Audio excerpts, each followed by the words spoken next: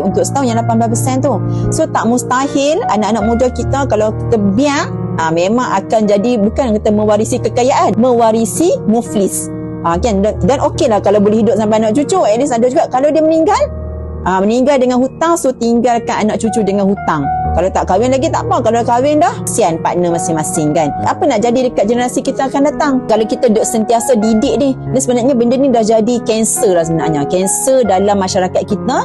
Kanser kan orang tak tahu kan, sedap-sedap dah stage 5. Sama juga macam ni, sedap-sedap muflis, sedap tak boleh buat macam-macam. Cerita dia ni untuk kita jugalah. Anak-anak kita makin membesar, kita kena alert.